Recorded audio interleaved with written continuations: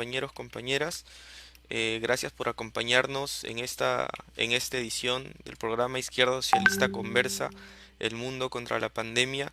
En esta ocasión eh, vamos a, vamos a hablar del caso, digamos, de nuestro hermano país de Uruguay. Para eso estamos conversando hoy día con el compañero Sebastián Agobián. El compañero es miembro del Frente Amplio Uruguayo y digamos el responsable de la sección de Relaciones Internacionales. Compañero, ¿cómo está? Buenas noches, un gusto.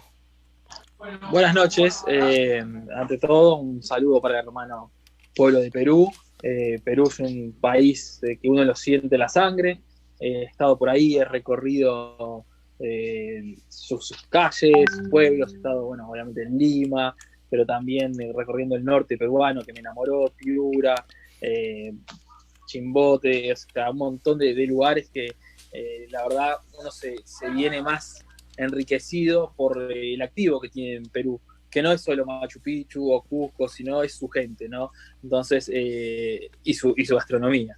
Entonces, en ese sentido, nos unen más allá de los lazos eh, culturales, también unos lazos de amistad con ese pueblo y bueno, un gusto de estar aquí convocado. Soy, sí, obviamente, como decía, presidente del Comité de Relaciones Internacionales del Frente Amplio. Eh, y bueno, estar aquí convocado por la izquierda socialista de Perú también es un gran honor y era un deber cuando hicieron la convocatoria para poder participar. Gracias, compañero, gracias por las palabras. Como habíamos conversado, vamos a estar hablando un poco de la situación de Uruguay con relación a la pandemia, pero digamos para comenzar a entrar en materia, como siempre realizamos en nuestras conversaciones, es preciso Uh -huh. conversar un poco de la historia, el contexto histórico en el cual se encuentra el país de Uruguay en los últimos años. Sabemos que hasta el año pasado hemos estado, digamos, el gobierno había sido un gobierno de orientación de izquierda, un gobierno del Frente Amplio, con Tabaré Vázquez, antes con el Pepe Mujica, antes con el compañero Tabaré Vázquez otra vez, pero digamos, ha habido un periodo de gobierno de izquierda que digamos ahora ha habido un Sí. cambio en el gobierno de Uruguay, pero digamos, toda esta trayectoria histórica que ha tenido el país de Uruguay. No sé si nos las podría presentar a manera de contextualizar un poco cómo Por estamos. supuesto. Por supuesto, porque aparte el éxito que ha tenido, que está teniendo Uruguay con respecto al combate de la pandemia del COVID-19, no empieza ahora este mes, sino empieza hace 15 años atrás con el primer gobierno del Frente Amplio. ¿Y por qué digo esto? Porque nosotros veníamos del periodo 2005 de un gobierno neoliberal de coalición de derechas, del Partido Nacional y del Partido Colorado, donde entregan el país también bajo esas premisas de lo que fue en su momento el consenso de Washington, ¿no? Donde querían un Estado más retraído a las cosas básicas, donde el mercado, las fuerzas de mercado actuaran de por sí mismo y tener la menor aparición del Estado en el mercado y en otros aspectos de la vida. Eso llevó a una gran crisis en el 2002, donde llevó al Uruguay a tener niveles de pobreza eh, similares al África. Cuando esta coalición de derecha del Partido Nacional y el Partido Colorado entrega el gobierno, pierde con el Frente Amplio, el Uruguay, nosotros tenemos para que tener un poco la novedad, la noción, perdón, de lo que es nuestro país, somos 3 millones de habitantes. Tenemos más vacas que personas en Uruguay, ¿no? Tenemos 12 millones de vacas y 3 de personas. O sea, tenemos por lo menos 4 vacas por cada vez. Pero volviendo al tema, ¿no? Somos 3 millones de habitantes y había 1 millón bajo la línea de la pobreza. ¿No? Estamos hablando que el 40% de la población del Uruguay estaba bajo el nivel de pobreza. Teníamos un gran desempleo, una migración atroz. Todos, cualquier uruguayo o uruguaya en nuestras familias tenían gente que estaba pensando o efectivamente emigraron buscando oportunidades en otros países que el Uruguay no les ofrecía. En ese marco teníamos un alto desempleo, un alto nivel de inflación y también teníamos una gran desmantelación de lo que era el aparato productivo y del Estado en materia de inversión, de salud y de educación. ¿Cuáles fueron los principales proyectos del Frente Amplio para un poco abatir esta situación, para cambiar esta situación? Fue apostar al crecimiento económico, pero con inclusión social. Y es así que, con esa premisa, el Frente Amplio entendía, a diferencia de lo que plantea el neoliberalismo y que se aplicó en Uruguay, pero también en gran parte de nuestra América, la teoría del derrame, ¿no? Donde teóricamente iba a crecer la torta y la torta o el vaso de agua, después que crecía, derramaba, ¿no? O sea, crecía la economía y esta derramaba a los sectores más vulnerables. ¿Qué pasaba con eso? Cada vez que el vaso estaba por derramar, porque había una acumulación de capital, venían los mismos de siempre y se tomaban el agua.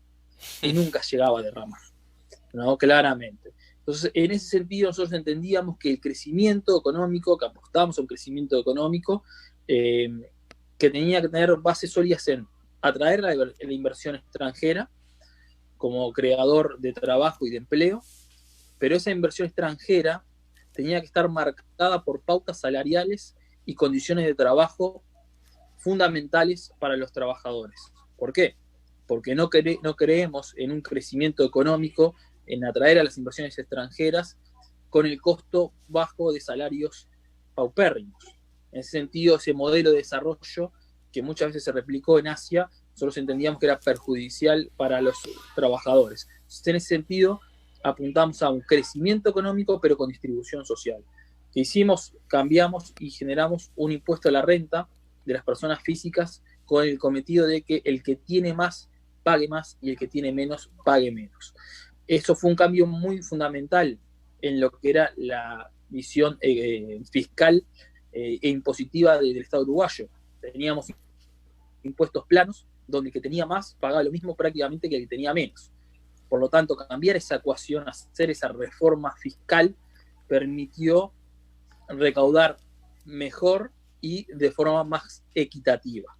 Entonces, en ese sentido fue un gran impulso del cambio. Segundo, la inversión en educación y en salud.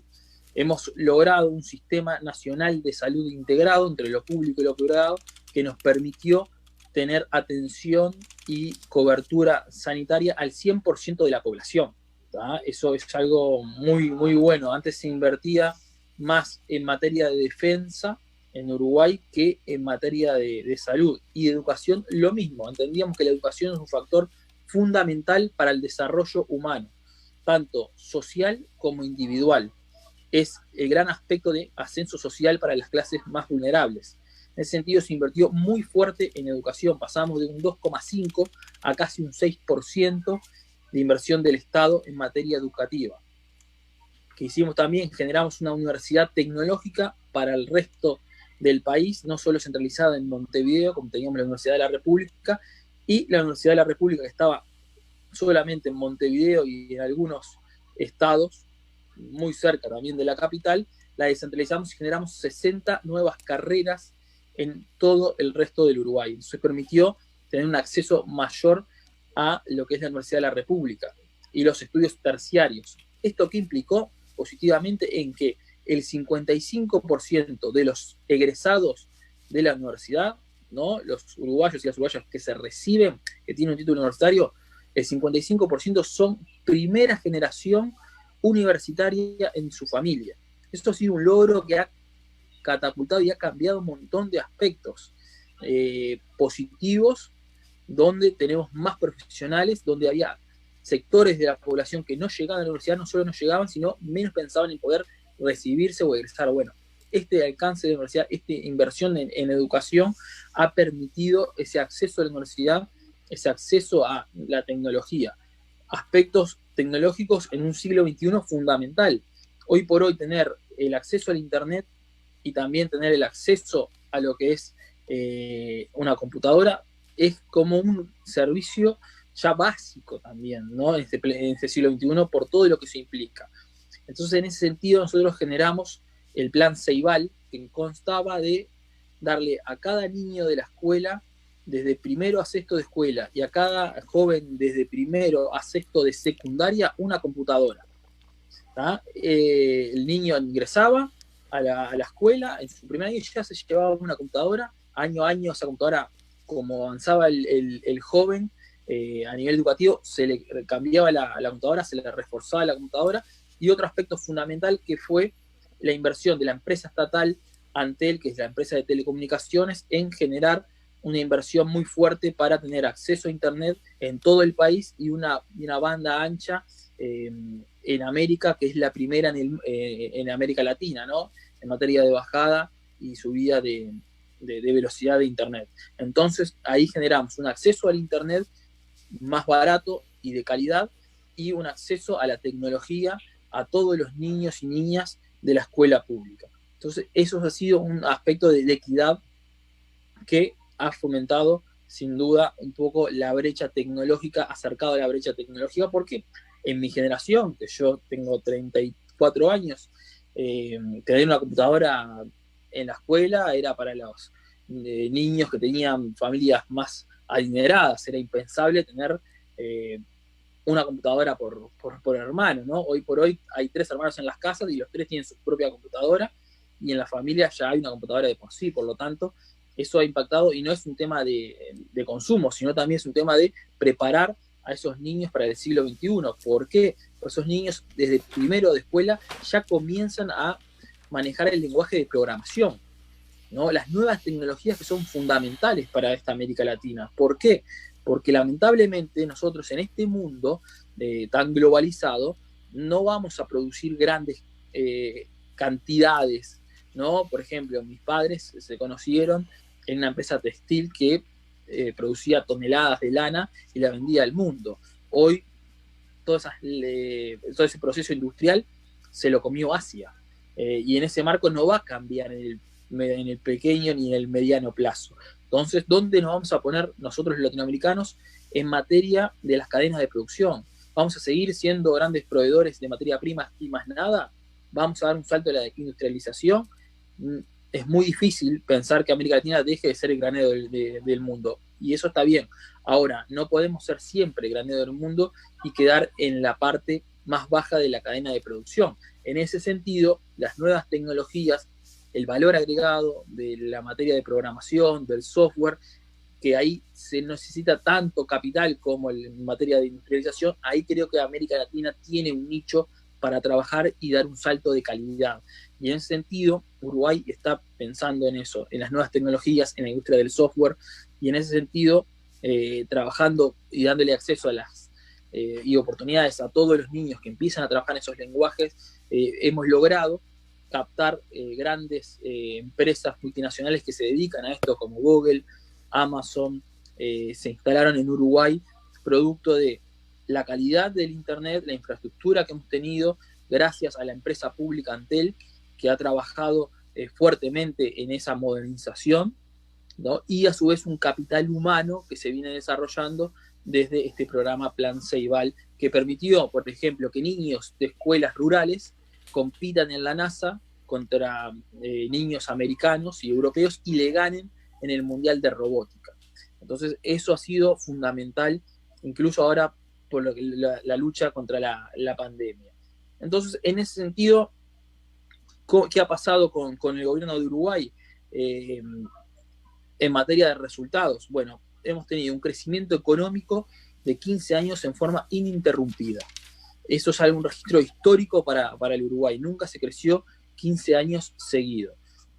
A su vez, ese crecimiento económico tiene que ser, y así lo entendió el Frente Amplio, con distribución social. Bueno, la reforma tributaria apuntaba a eso y logramos tener la mejor distribución de América. El índice de Gini, que mide la desigualdad en la población, Uruguay tiene un 0,37. Cuando está más cerca de 0 es mayor distribución, cuando está mayor de 1 está en peor distribución. El Uruguay de la coalición de derecha lo había dejado en 0,51 y nosotros en 0,38. Entonces estamos hablando que a diferencia de Chile, que también crece económicamente, o crecía económicamente antes del COVID-19, y Colombia lo mismo, ellos crecían a iguales tasas que Uruguay, pero tenían la peor distribución. Chile crece económicamente, pero distribuye como Haití. Entonces, en ese sentido, estamos hablando de un crecimiento económico con la peor distribución social. Entonces, eso es lo que afecta después a las poblaciones y termina pasando lo que pasó en Chile, ¿no? Un gran descontento social, protestas porque había un modelo económico que no permitía avanzar a las clases más sumergidas y dar un salto de calidad. El Uruguay, aparte del crecimiento económico, logró tener resultados muy positivos en materia de egreso universitario. Como les decía, el 55% de los nuevos egresados universitarios son los primeros en su familia. A su vez, hemos logrado tener una gran ampliación en materia de salud y de educación para todo el país, dándole coberturas a todos y a todas los uruguayos. Y bueno, después de 15 años hemos cometido también problemas, hemos cometido errores en el gobierno, hemos cometido algunos grandes aciertos en materia de política exterior, con la crisis que lamentablemente sucede en Venezuela. Fuimos uno de los actores que llamamos a la comunidad internacional para que evitar la injerencia extranjera y permitir el diálogo tanto con la oposición, con el gobierno venezolano, para buscar una salida y que los venezolanos sean quienes resuelvan sus problemas y que no vengan de afuera a imponerlo. Entonces ahí la Cancillería de Uruguay jugó un rol muy importante, dialogando con la oposición y con el gobierno y generando una mesa de diálogo, que fue el Grupo de Contacto Internacional, donde habían países de toda América Latina y también la Unión Europea que venía con una posición muy fuerte de intervención. En ese Grupo de Contacto Internacional, el Uruguay logró matizarla y llevar a una posición más neutral que apunte a la salida del diálogo y no a la salida de la intervención, como lamentablemente Estados Unidos y el Grupo de Lima pretenden para la hermana nación de Venezuela. Luego de 15 años hubieron un gran desgaste y se unieron 5 partidos de derecha. La presión mediática, obviamente los grandes medios de comunicación son funcionales a los gobiernos y a los partidos de derecha, porque los dueños de los mismos son parte de los partidos. También obviamente lo que es la gran cúspide y articulación empresarial también ha sido grandes aportadores a las campañas de los partidos de derecha. Y bueno, por primera vez en la historia se unieron 5 partidos de derecha.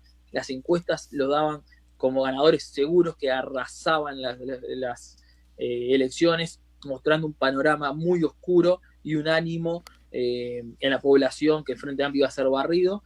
Y bueno, y en segunda vuelta el Frente Amplio apenas perdió por un 1%, ¿no? Siempre los gobiernos del Frente Amplio tuvieron el 53%, en esta segunda vuelta nosotros caímos a un 47,3%, y los 5 partidos lograron apenas un 48,3%, o sea, estamos hablando de un punto de diferencia. Perdón.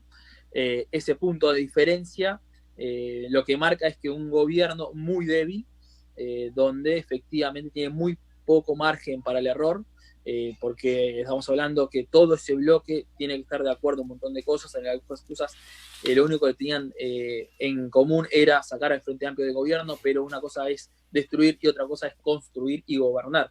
Y en ese sentido el bloque del Frente Amplio se mantiene firme, con sus discusiones a la interna, ¿no? Somos un partido que aglutina a toda la izquierda en Uruguay, ¿no? Desde el Partido Comunista, desde el Partido Trotskista, hasta la socialdemocracia, hasta la democracia cristiana. Todo eso y entre medio, Partido Socialista, Partido Comunista, todos están dentro del Frente Amplio.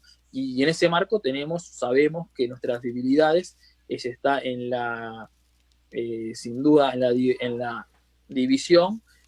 Nosotros sentimos que la unidad en la diversidad es lo que nos hace fuerte, y que solo nuestros partidos por sí mismos no llegaríamos a nada, y por más diferencias que podamos tener, lo que nos une es mucho más grande. Y en ese sentido hemos quedado en la oposición, con una oposición responsable, presentando proyectos, presentando propuestas para abatir esta crisis de COVID-19, pero un bloque fuerte y que seguramente si hacemos las cosas bien, retornemos al gobierno en 5 años. ¿Y cómo ha calado la pandemia en Uruguay? ¿No? Es el segundo bloque temático. En ese sentido, el Uruguay, el gobierno 13 días después de asumir, se llega con esta pandemia, donde ya existía un protocolo del gobierno del Frente Amplio que había dejado el mismo, pero también dejó un gobierno y un Estado presente. Y esto es fundamental. ¿Por qué? Uno cuando analiza los estados que fueron más afectados con el COVID-19 en América Latina o en América, podemos ampliarlo aún más, vemos que los estados que tenían menos presencia en materia sanitaria fueron los más afectados, o los gobiernos que apuntaban a una visión de apuntar más al crecimiento económico y de ningunear esta pandemia, como fue el gobierno de Bolsonaro, como fue el gobierno de Piñera en su principio, y también el de Donald Trump. Estos gobiernos que tienen un gran impulso privatizador, sin duda, y que no tienen una visión del Estado trabajando en lo que es la sanidad pública más fuerte, dejándolo un poco más en las manos privadas, se dieron cuenta que efectivamente esa política fue lo que llevó al fracaso al combatir el COVID-19. Entonces, el gobierno uruguayo recibió un Estado presente en materia sanitaria, donde el gobierno de Frente Amplio, la inversión en salud fue muy fuerte y logró tener cobertura total a toda la población, llegar a tiempo. Después, un Ministerio de Desarrollo Social, que también fue creado por el Frente Amplio, que tiene identificado cuáles son los sectores más vulnerables. ¿Qué permitió esto al gobierno? Es en llegar en ayudas económicas a esa población que ya está identificada y que tiene un resguardo y un reparo de forma inmediata para afrontar lo que es la cuarentena o la pérdida de empleo. Otro aspecto fundamental, el teletrabajo, ¿no? Para mantener la economía. Bueno, gracias a la inversión muy fuerte de la empresa pública uruguaya, ha permitido a todos nosotros trabajar desde nuestra casa en forma muy cómoda y veloz. Entonces, en ese sentido, no se perdió grandes fuentes de trabajo, sí se perdieron. Y otro aspecto es en materia educativa también, el plan Ceibal, tener una computadora por niño, le permitió generar a los docentes un sistema de videoconferencia donde las clases nunca se terminaron, ¿no? Siempre se mantuvo la educación para esos niños y no logran, por suerte, perder el año. Entonces, en ese sentido, hubo una continuidad educativa, hubo una continuidad en materia de trabajo para el sector público, sin duda, que le permitió hacer la cuarentena desde casa, pero también lograr en las áreas más sensibles del Estado seguir trabajando desde el teletrabajo. Eso es un aspecto fundamental. Ahora, ¿cuáles fueron las diferencias irrisorias que ha planteado este gobierno? Ha sido, por ejemplo, el único gobierno de América Latina que subió los impuestos en plena pandemia. Uno cuando analiza eso, primero, ellos durante toda la campaña plantearon que no iban a subir impuestos y bueno, 13 días después del gobierno subieron los impuestos, subieron por encima de la inflación, algo que nunca en 15 años de gobierno de Frente Amplio se hizo. Cada vez que se subieron las tarifas públicas se hizo por debajo de la inflación para no perder salario real. Eso es otro aspecto fundamental del gobierno de Frente Amplio. Hubieron 15 años de crecimiento económico, pero también 15 años de crecimiento del salario real y de las pasividades. Siempre crecieron por encima de la inflación. Y en ese marco, el gobierno sube los impuestos por encima de la inflación, sube el IVA para recaudar fondos, para hacer más caja, y eso implicó una suba de la inflación. El único país de América Latina que subió la inflación fue en Uruguay. Durante todos los gobiernos bajaban los impuestos o diferían los impuestos, en Uruguay se los subieron. Y otro aspecto que también hizo que el costo de vida en Uruguay sea más caro fue el disparo del dólar. El dólar en todo el mundo, por la crisis del COVID-19, creció, ¿no? Eso está claro. En Uruguay creció el doble. ¿Por qué? Porque hay una visión del gobierno de derecha que permitió esa devaluación, no intervino el Banco Central, el gobierno uruguayo del Frente Amplio le dejó una histórica reserva en el Banco Central que les hubiera permitido frenar el crecimiento del dólar, pero había un gran compromiso con estos gobiernos de derecha, con el sector agroindustrial, el sector agroexportador, que es muy beneficiado cuando el dólar está muy alto, y en ese marco estos sectores del gobierno de derecha, que son muy afines a estos sectores y que incluso son parte también del mismo gobierno, dejaron que el dólar siga creciendo con una intervención mínima del Banco Central, y bueno, eso disparó, y obviamente los sectores de la agroindustria se fueron favorecidos, pero la inmensa población fue desfavorecida, porque en las economías como la latinoamericana y la de Uruguay también, que es dolarizada, el impacto en el crecimiento del dólar afecta el consumo, afecta la capacidad de compra, y sin duda encarece mucho más para la inmensa mayoría de la población. Entonces, en ese sentido, fueron los impactos que llevaron en primer lugar, a una población que ha impactado muy fuertemente en el desempleo y que ha impactado en lo que es la línea de la pobreza. Hoy tenemos mayor, dejamos el gobierno del Frente Amplio y dejó con 8,8 de la pobreza, ahora ya estás en el 13%, y el desempleo se va a ubicar en el marco del 15%. Eso fue porque el gobierno fue muy tacaño a la hora de invertir y buscar soluciones para los sectores más vulnerables. Podían haber tenido partidas mucho mayores para esos sectores y evitar que los mismos caigan a niveles de la pobreza, y los sectores que están desempleados por esta crisis, con una renta básica que nosotros pedíamos como gobierno de Frente Amplio, que exista una renta básica para la población más vulnerable, al menos durante lo que dure esta pandemia, para evitar que caigan nuevamente en la pobreza. El gobierno rechazó esa idea, y bueno, lamentablemente hoy tenemos un aumento de la pobreza, y es muy difícil después que una persona vuelva a la pobreza, volver a reinstalar en una situación coyuntural post-crisis, ¿no? ¿Por qué? Porque América Latina esta crisis la va a impactar de diferentes maneras, y esto es importante. ¿Por qué? Porque el COVID-19, la crisis, es una crisis verdaderamente mundial. Y en la historia económica del siglo XXI, para no irnos muy atrás, hemos tenido diferentes crisis, que decíamos que eran crisis mundiales, como la del 2007, que se originó en Estados Unidos, que fue una crisis inmobiliaria, y que después fue una crisis financiera, pero esa crisis impactó muy fuerte en lo que es Estados Unidos y Europa. No así en Asia y en los países tanto de África como de América Latina. ¿Por qué? Porque los commodities, ¿no? Los precios de las materias primas estaban muy altos. Entonces permitieron sortear a América Latina y África y Asia, que son los grandes, África y América Latina, los grandes consumidores, o sea, creadores de materia prima, y Asia se ha convertido en los grandes consumidores de la misma, han permitido que sorteemos esa crisis. Y hoy el COVID-19 es una crisis verdaderamente mundial que afecta a todos los países en el mismo tiempo, ¿no? En un lapso temporal igual. Entonces, ¿ahí qué afectó? Primero, la caída de los países centrales, Estados Unidos, Europa y China, afecta mucho a América Latina. ¿Por qué? En dos planos. Con Estados Unidos, los sectores principalmente, que es el segundo socio comercial de América Latina, el primero es China, tiene doble impacto en los Estados Unidos. Primero por el comercio, pero segundo por el tema de las remesas. Hay muchos países de América Latina, principalmente la zona de México, la zona de Centroamérica, la zona del Caribe, que recibe grandes remesas de los migrantes latinos.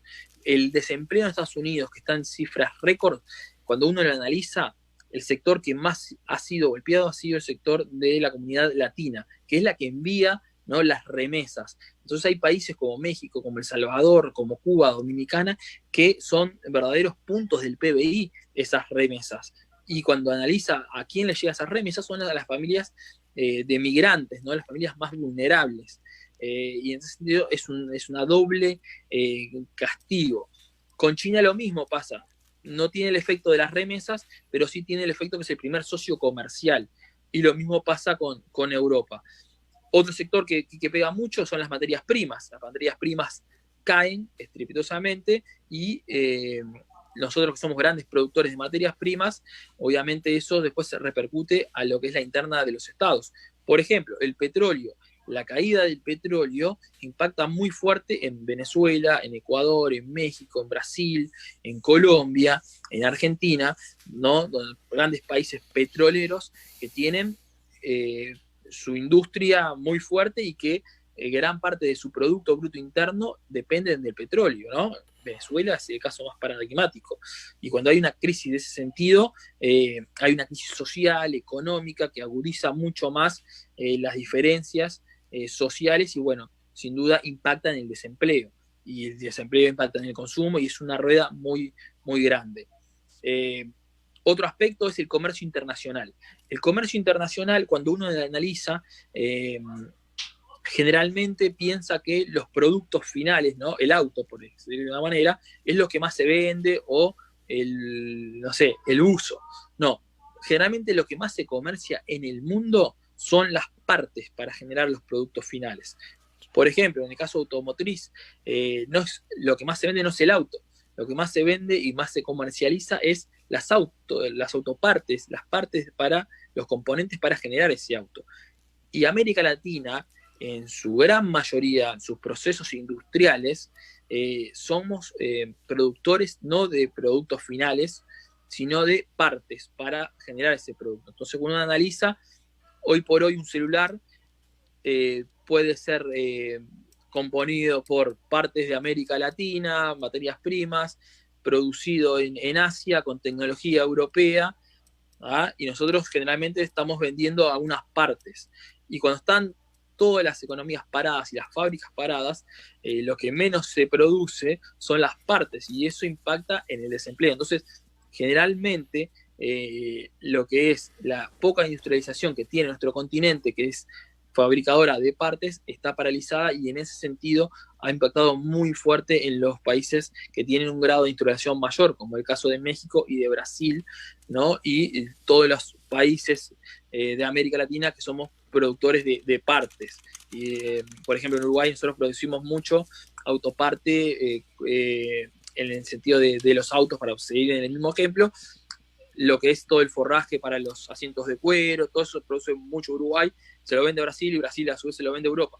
Y en ese sentido perdemos esas cadenas.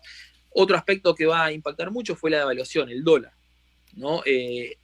América Latina es un continente con unas economías muy dolarizadas y en ese sentido el dólar digamos, se despegó muy fuerte y no logramos nosotros controlar. Eso implicó que la inflación en los países aumentara en materia de lo que es la divisa y nosotros, los estados, se tuvieron que endeudar porque a su vez, como no hay un comercio exterior muy fuerte, no hemos recibido muchas divisas y la deuda, obviamente que después se paga, eso implica un déficit fiscal en los estados, ¿no? Y en las cuentas nacionales. Por lo tanto, va a haber un descrecimiento económico, no vamos a crecer, el mundo no va a crecer, eso está confirmado, América Latina tampoco, pero a su vez vamos a tener un fenómeno de devaluación y de inflación post-COVID-19 que va a ser alarmante.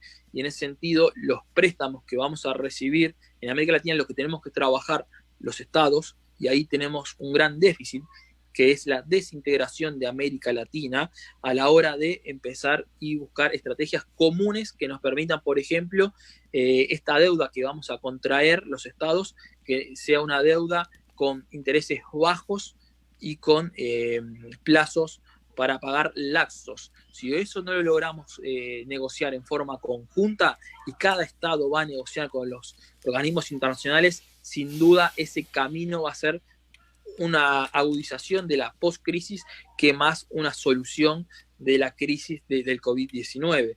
En ese sentido, nosotros tenemos que analizar cómo después de este gran ciclo progresista, cómo los gobiernos de derecha, la correlación de fuerza en Sudamérica, por ejemplo, ha modificado las estructuras de integración, ¿no? Lo primero que hacen los gobiernos cuando asumen los gobiernos de derecha y hay un cambio de signo con los gobiernos de izquierda, lo primero que hacen era salir del UNASUR, salir de los espacios de integración y crear un propio proyecto, que fue el PROSUR, que es un mamarracho, que es un club ideológico, como es el club de Lima, ¿no? Que es un club que no es un organismo internacional, que es un club de afinidades, y lamentablemente no tenemos una estructura de organismo internacional que permanezca en el tiempo, que no importe qué gobierno esté, sino que tenga una continuidad y que sea de los intereses suramericanos. ¿Por qué? Porque la OEA, si bien tiene una permanencia en el tiempo, ¿no?, de la década de los 40 en adelante, pero no tiene los intereses latinoamericanos o los suramericanos, tiene los intereses de quién paga esa fiesta, de quién paga esa organización, que son los Estados Unidos. Y así Luis Almagro, que nosotros lo promovimos como candidato a la OEA en su momento, para buscar un cambio en la OEA, para buscar una reforma de la misma y que busque y que vele por los intereses latinoamericanos, nos terminó traicionando y terminó velando por los intereses norteamericanos, al punto que fue reelegido con los votos de los gobiernos de derecha, cuando él asumió con los votos de gobiernos de izquierda y progresistas para cambiar un poco la historia, y al final terminó siendo un gran reproductor de los intereses y de la historia de la OEA. Y en ese sentido, hoy no tenemos un organismo que vele por los intereses sudamericanos. El Prosur no ha logrado eso, porque siempre desde un inicio fue una visión de Piñera, de Bolsonaro, más un club de afinidad ideológica y no un organismo internacional. Y en ese sentido va a ser muy difícil que los países latinoamericanos logren tener una estrategia y una alianza común a la hora de buscar mayores beneficios y mejores condiciones en materia de préstamos, que los vamos a necesitar para afrontar la crisis económica que va a venir tras del COVID-19. Entonces, ¿cuál sigue siendo la consigna para la izquierda, para el progresismo? Que esta crisis que se viene, que se instaló y que va a ser muy aguda, la crisis del COVID-19 en el plano social, económico, que no la paguen los más vulnerables, porque históricamente las crisis siempre la terminaron pagando. En América Latina, en Sudamérica, por ejemplo, en lo que es la crisis de 2001 en Argentina y 2002 en Uruguay, una crisis bancaria, esa crisis que los generaron, la visión neoliberal la creó, el poco control de la banca privada, esa crisis después la terminaron pagando los trabajadores, se endeudaron los estados para pagar y financiar a los bancos, y esos bancos después, cuando hay situaciones de crisis económica, son los primeros que se van, el capital es cobarde, es golondrina, cuando hay crisis desaparece, y lamentablemente la tuvieron que pagar la deuda pública, la tuvieron que pagar el ajuste fiscal los trabajadores. Y en ese sentido nosotros tenemos que aprender de esas situaciones y no volver a cometerla. Lamentablemente hoy en América Latina hay gobiernos de derecha que sin duda están ajustando a la hora de esta crisis la paguen los trabajadores. Y es el caso de Uruguay. El caso de Uruguay, por ejemplo, ya el gobierno planteó que durante todo este año y el otro posiblemente no va a haber un aumento salarial o va a haber una pérdida del salario real, y que el gobierno se comprometió, cuando la economía vuelva a crecer, a mejorar las condiciones salariales. ¿Qué es esto? Es básicamente volver a los 90, volver a la teoría de, muchachos, esperemos que crezca el vaso para poder de vuelta que derrame y ahí llegar a la población cuando la economía se estabilice. Que eso ya ha fracasado en el pasado y nos están diciendo la misma cosa que nos decían anteriormente de otra forma, porque si bien hay que decir que los gobiernos de derecha son muy hábiles en ese sentido, tienen muy buen marketing y a su vez tienen un cerco mediático, los grandes medios de comunicación que ayudan a esto, y sin duda ha sido muy difícil lograr hacer entender que este mismo discurso es el mismo discurso de los 90, pero básicamente la población se va a dar cuenta a la hora de que su salario no llegue a fin de mes, a la hora de cuando va a comprar las cosas estén más caras, y va a ser sin duda muy parecido a lo que fue la visión del consenso de Washington, donde esperemos que la economía crezca para después darle mayores salarios. Por el momento no, porque hay que cuidar el empleo, y aunque ese empleo sea un empleo donde haya pocas condiciones para los trabajadores en materia económica, porque así lo está planteando el gobierno, ¿no?, de Uruguay, por ejemplo, es que no vamos a tener crecimiento salarial por lo menos hasta 2 años para lograr mantener el empleo. Y esas son las cosas que no se pueden permitir. porque el crecimiento económico tiene que venir ajustado, sin duda, de una mayor distribución. Pero cuando hay una crisis, hay medidas contracíclicas y en ese sentido se tienen que aplicar. Ahora, esas medidas contracíclicas, ¿para quién tienen que favorecer? Y eso es la dicotomía, ¿no? Tienen que favorecer a determinada población, que es en este caso la de los trabajadores en su gran mayoría, o aplicar a determinados sectores de la empresa, empresarios, para que estos generen riquezas y generen empleo. Bueno, el gobierno de Lacalle Pou lo que plantea es lo siguiente, es decir, no vamos a dar impuestos al gran capital.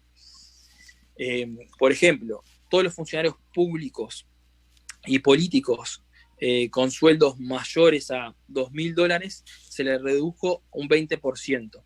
Ahora, no fue así con los grandes capitales. ¿Por qué? Porque el gobierno de Lacalle Pou planteaba que el gran capital va a ser el que genere trabajo, por lo tanto a ese no hay que tocarlo. Eso es una visión muy neoliberal, pero también es una visión que es a contrapelo de lo que piensa incluso Angela Merkel, ¿no? Que no es socialista, que no es de izquierda, ni siquiera progresista. Se sorprendió cuando vio los índices de impuestos y vio que en América Latina los ricos no pagan prácticamente impuestos. Entonces, en ese sentido, hay que grabar al gran capital, porque sin duda ha sido el más beneficiado en América Latina, y después sabemos que el capital extranjero, ¿no? Va a tener grandes restricciones. ¿Por qué? Porque como lo hablamos hoy, eso va a ser también otro impacto más del COVID-19 en América Latina, las inversiones extranjeras. El gran capital, cuando ve estas situaciones de crisis, es cobarde, es golondrina, ¿no? Se retrae. Entonces, ¿qué va? Va a lo seguro. ¿Qué es lo seguro en materia económica? Es ir a los bonos del Tesoro de Estados Unidos, donde va a tener menores ganancias, pero una ganancia segura, que apostar a grandes inversiones, donde sí le pueden dar mayor rédito, pero hay un momento de incertidumbre en América Latina y en el mundo. Por lo tanto, vamos a recibir menor inversión extranjera. Y en ese sentido, lo que tenemos que trabajar muy fuerte desde la izquierda y progresismo es que la inversión extranjera que venga no sea a costo de los trabajadores. Es decir, bueno, señores, instálense, como lo hacía mucho el gobierno de Paraguay. El gobierno de Paraguay iba por el mundo, decir, incluso en Brasil, la frase del gobierno de Paraguay era una frase horrible, ¿no? Decía, Paraguay es una mujer bonita, úsenlo y abusen, le decía el presidente de Paraguay a la Cámara Empresarial de San Pablo, ¿no?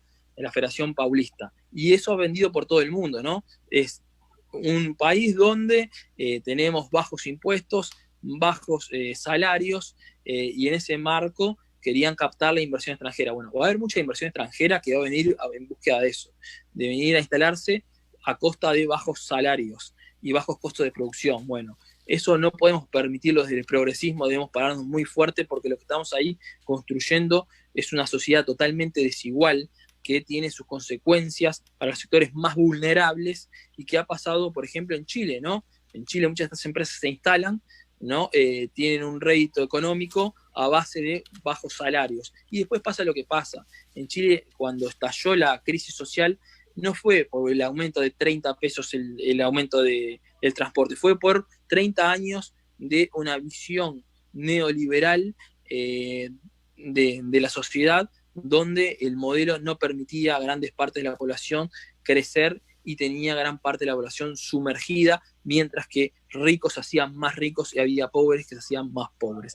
Y en ese sentido, esta pandemia sin duda va a tener esa restricción a la hora de la inversión extranjera, y nosotros no podemos permitir que la inversión que se instale, que sea a costa de que se recorten salarios para poder atraer a esos capitales.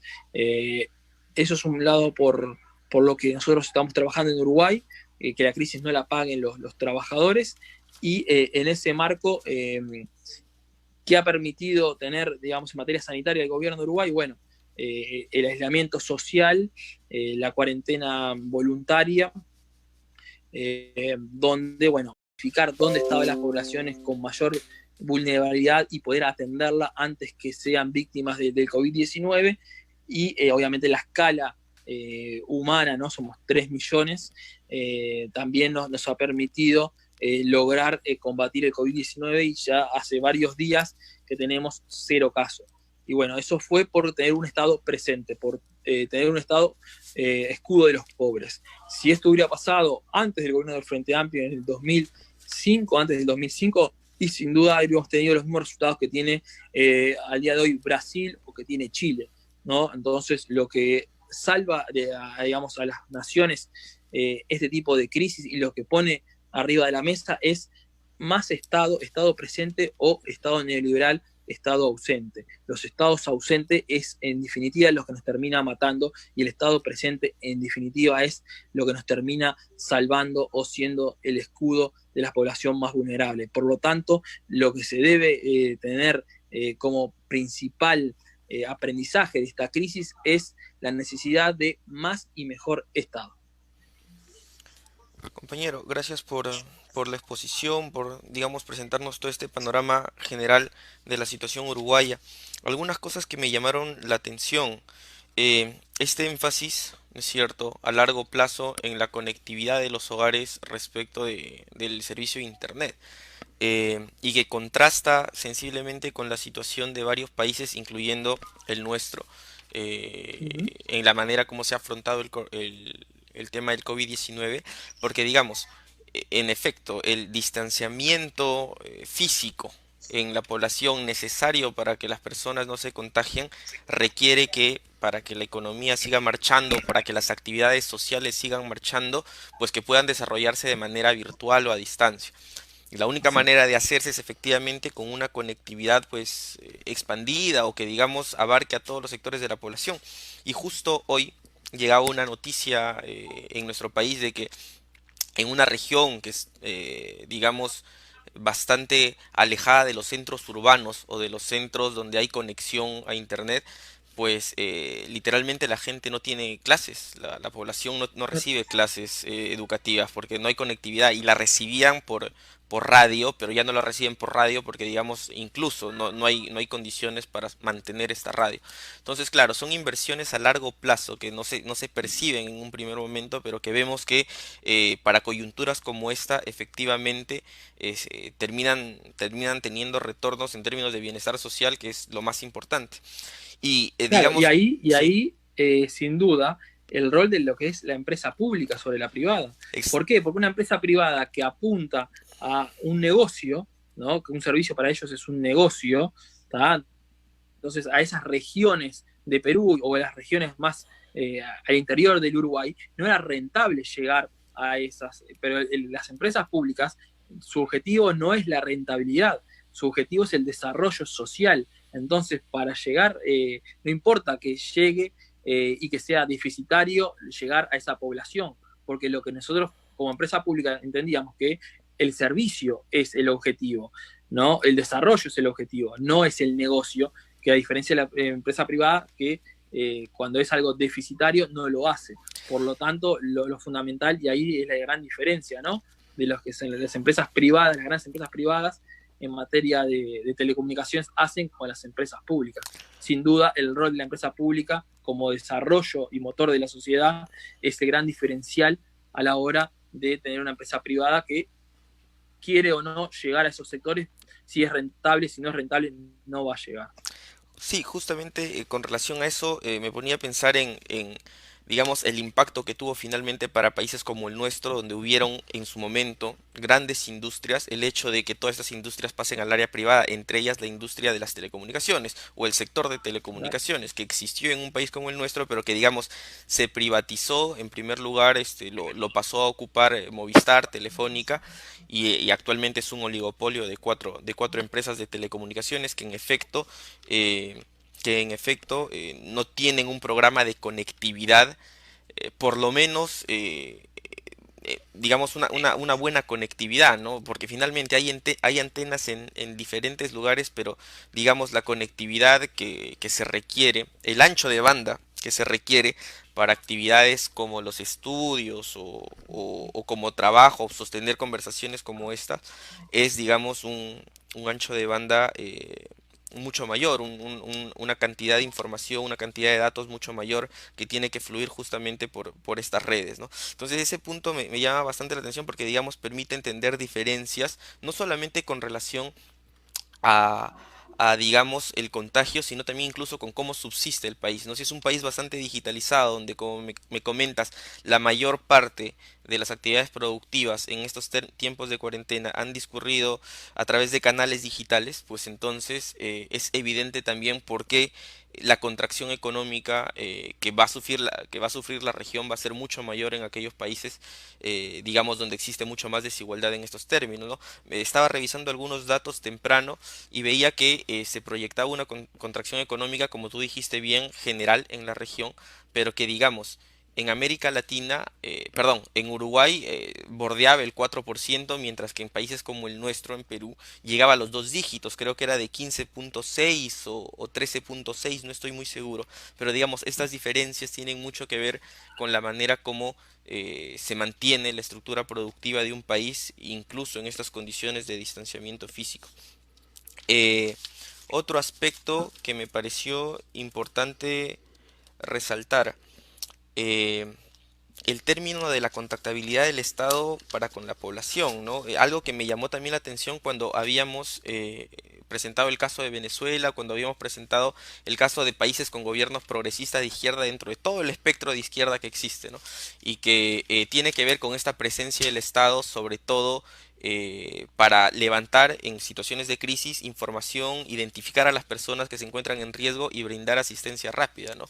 Me hacía recordar un poco a las experiencias acá en nuestro país, donde efectivamente hay sectores que se encuentran en la pobreza, pero justamente estos sectores en pobreza son los que no se contactan y no se identifican. Entonces es imposible en términos de brindar una asistencia como un bono, como canastas o como cualquier tipo de recursos, aún habiendo recursos fiscales para hacer estas ayudas, no se ejecutan porque no hay posibilidad de contactar.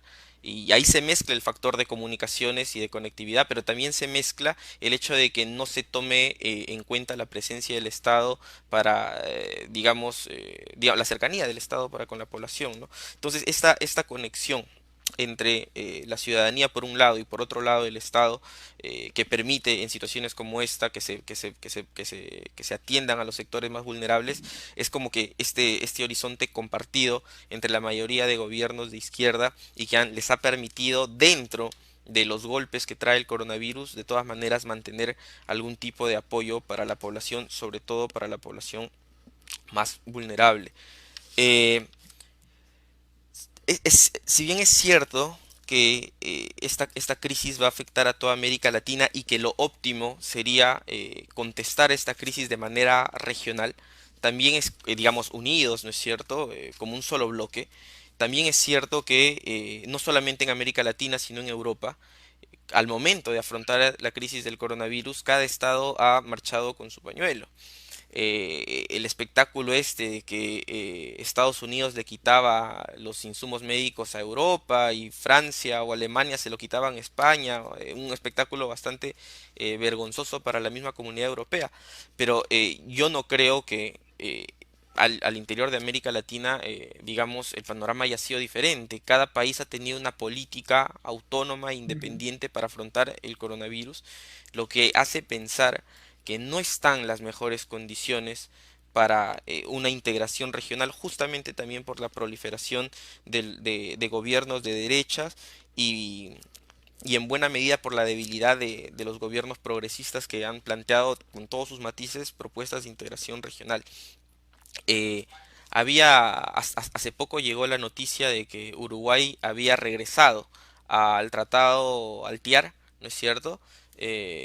Después de que justamente a finales del año 2019 se había retirado, que creo que Claro. la última hazaña en términos internacionales del gobierno del Frente Amplio fue justamente no respaldar las sanciones hacia Venezuela retirándose del tratado, pero digamos este cambio de gobierno nuevamente aislado a Venezuela, digamos, respecto de América Latina, o, digamos contribuye a este aislamiento. digamos, en términos internacionales, cuál es el balance?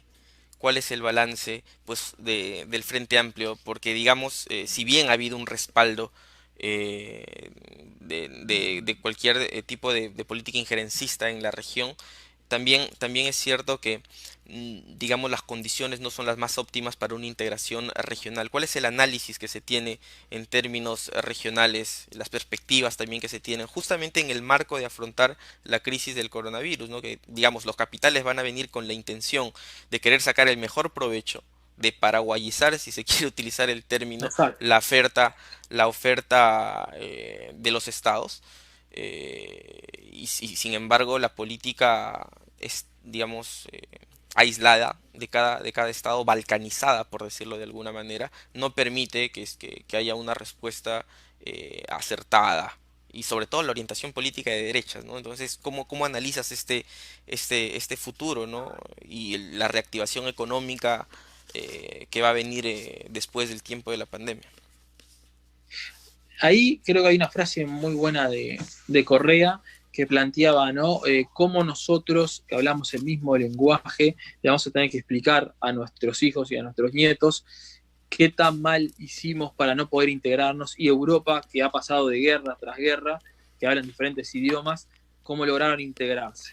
Y en ese sentido, en esta actual coyuntura de gobiernos de derecha, la integración va a ser el gran debe, ¿no? Y no podemos lamentablemente esperar una coordinación general, ni siquiera pudimos lograr tener una coordinación de esfuerzos a la hora de investigar o generar propios kits sanitarios o hacer compras públicas en gran masa para abaratar los costos. No hemos logrado hacer eso. El UNASUR en su momento sí lo logró en gran parte, o sea, tenía dos órganos muy buenos y muy fuertes, que era el Consejo Suramericano de Defensa y el Consejo Suramericano de Salud. El de Salud tenía proyectos de investigación y de compras públicas de medicamentos que permitían bajar los costos para los estados nacionales. Eso se ha perdido.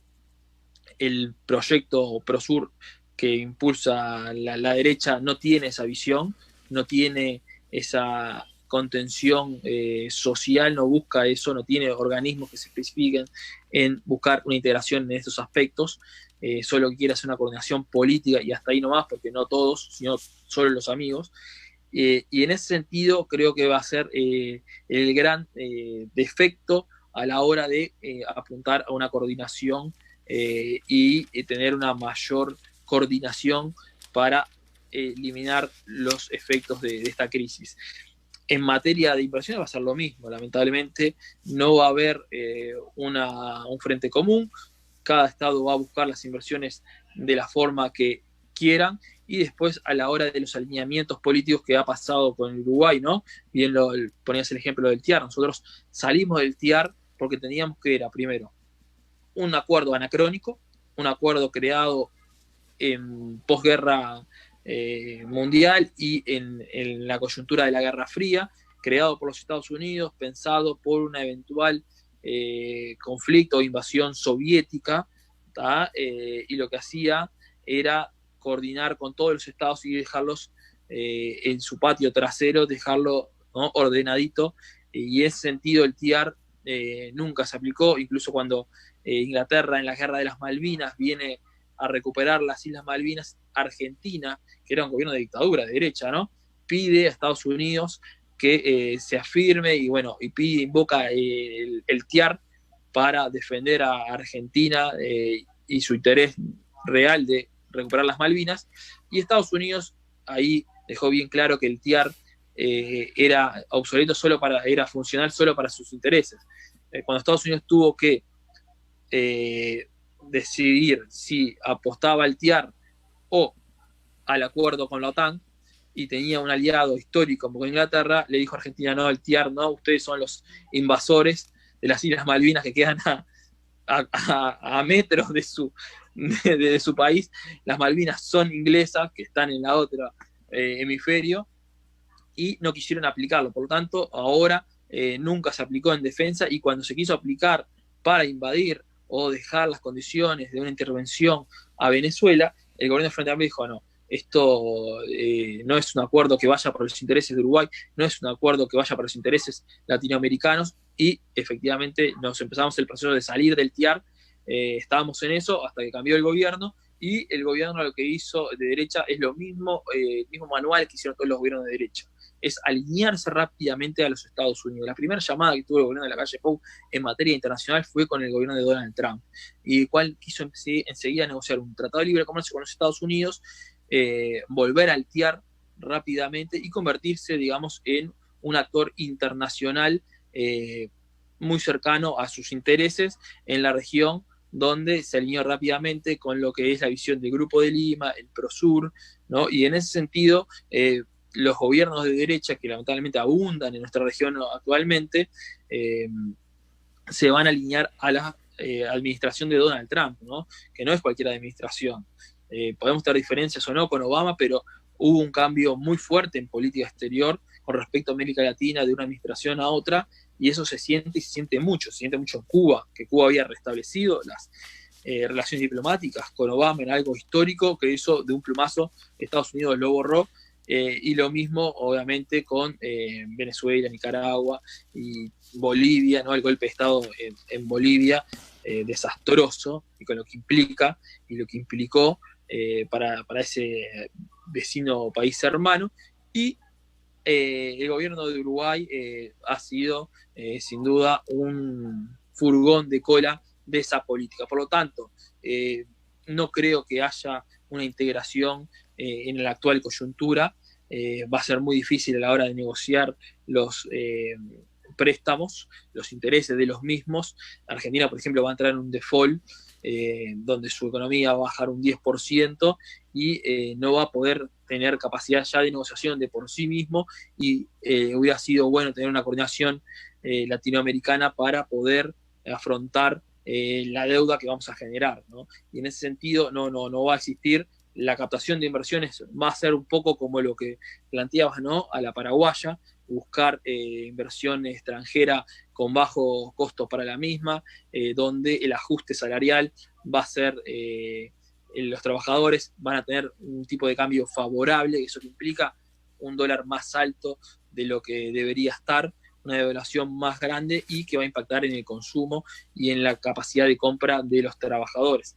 Ese, en ese sentido, es el escenario que se viene para América Latina, es el escenario que se viene cuando hay desintegración, cuando no se apuesta a la misma y se pagan los platos de esta medida, ¿no? Muchas veces los aspectos privatizadores es pan para hoy, y los gobiernos de derecha utilizan eso, ¿no? Buscar, por ejemplo, privatizar como una medida que le dé caja en esa coyuntura a corto plazo, pero en un mediano plazo y en un largo peor termina, digamos, afectando muy fuertemente. Es lo que hablábamos con el caso de Perú, ¿no? Cuando venden las empresas estatales de telecomunicación, sin duda ese gobierno tuvo una caja muy importante, ¿no? Al vender esas empresas. En Argentina pasó igual, ¿no? El gobierno de Menem, la primera parte de la década de los 90, vende las empresas públicas, tiene una caja muy grande que le permite hacer una gestión de abundancia, pero en 10 años esa plata ya se había lapidado, las empresas públicas ya no estaban, no iban a ingresar más plata por ahí, y el servicio que terminó en empresas privadas, en oligopolios o monopolios privados, terminaron generando un servicio deficitario, entonces la población perdió por todo sentido. Primero porque los estados no recaudaban plata por esos servicios, y esos servicios eran malos porque no tenían una competencia privada o tenían empresas privadas que acordaban los precios y los servicios, y el consumidor terminó teniendo un servicio deficitario. Y en ese sentido, lamentablemente estamos como en un rebrote de esa década de los 90, a la cual las mismas recetas siguen siendo las que ya fracasaron en un momento, ¿no? En esperar que la economía crezca para después repartirla, pero todos sabemos que cuando el vaso está por derramar, vienen los mismos de siempre y se lo toman antes y nos dejan a los y las trabajadoras siempre con un gusto a sed enorme. Esa doctrina del derrame que acá en el Perú se le llamó chorreo, es lo mismo, ¿no es Claro. cierto? Llega arriba para que caiga hacia abajo. eh, claro, ¿no? a veces también lleva a analizar un poco cómo se ha reducido la pobreza en países como el nuestro.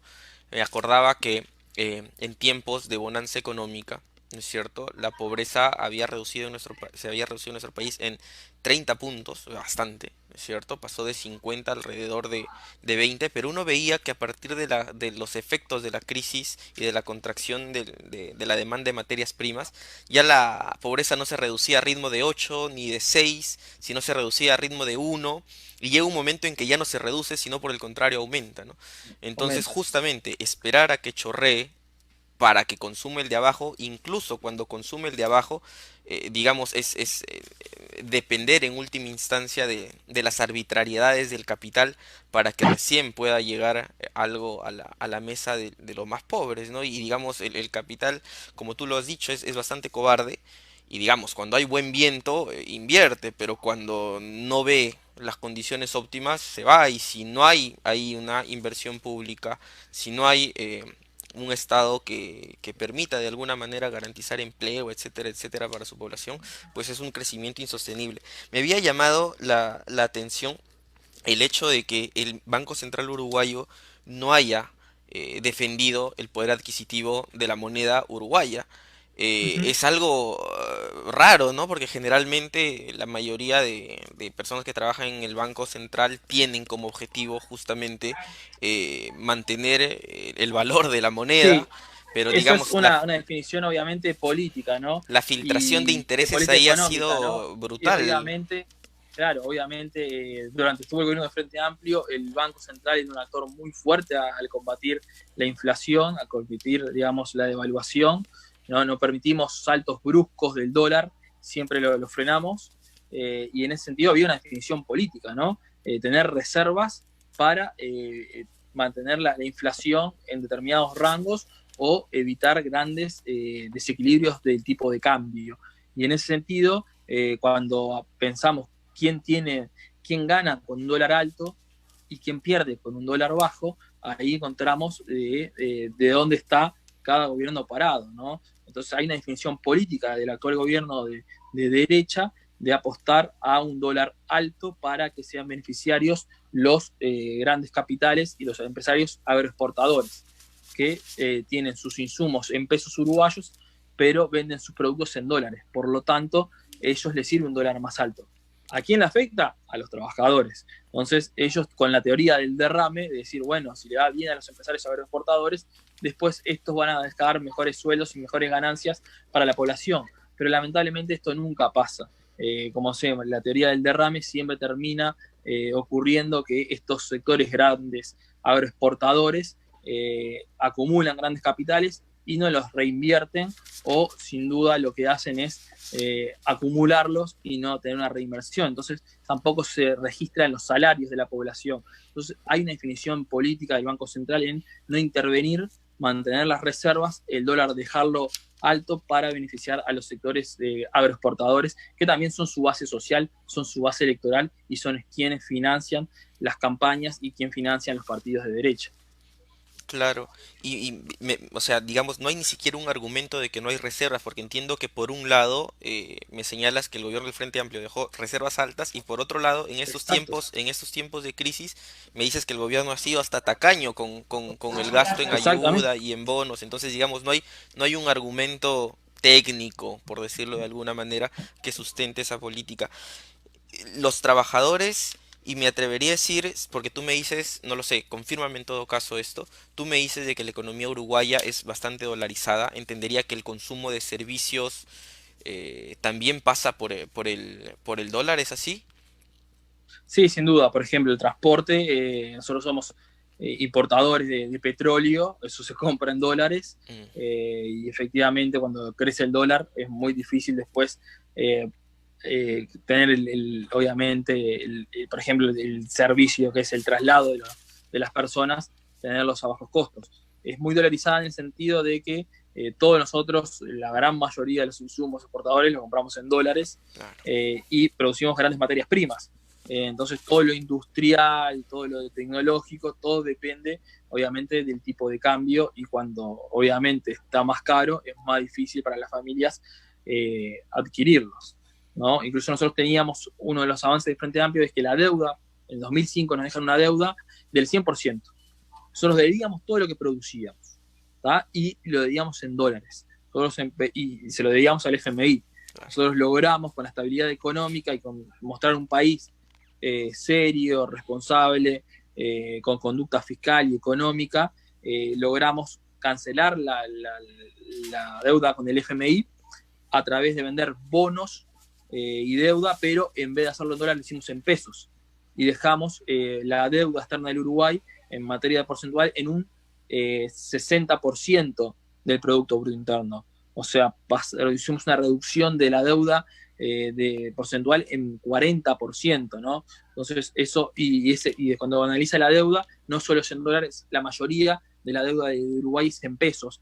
Por lo tanto, hemos logrado un poco mitigar esa dolarización, pero sigue siendo muy fuerte y los estados se endeudan en dólares, la gran mayoría, porque hacen más atractivos los bonos para comprar, y en ese sentido las economías son muy dolarizadas las de América Latina, ¿no? A la hora de adquirir consumo, claro. Tecnologías. Bueno, Ecuador, por ejemplo, es totalmente dolarizada. Bueno, nosotros, aunque tengamos monedas nacionales, dependemos mucho de lo que es el dólar. Digamos que finalmente es un endeudamiento o sí pues del Estado y un enriquecimiento de sectores privados. Es casi Exacto. como una transferencia de dinero del Estado a los sectores privados. Bien, compañero, para cerrar, me habías señalado que varios problemas empezaban a presentarse en el Uruguay. Uno de ellos, el incremento de la pobreza. Otro de ellos, que es, bueno, básicamente el correlato del primero, o la causa del primero, que es finalmente el salario real no va a mantener un crecimiento, sino se va a estancar o probablemente se contraiga con las medidas que está planteando el gobierno, va a bajar. ¿Qué otros problemas está afrontando el pueblo uruguayo, digamos, por estas políticas del gobierno y cómo crees que se puede responder a las medidas planteadas por la derecha, ¿no?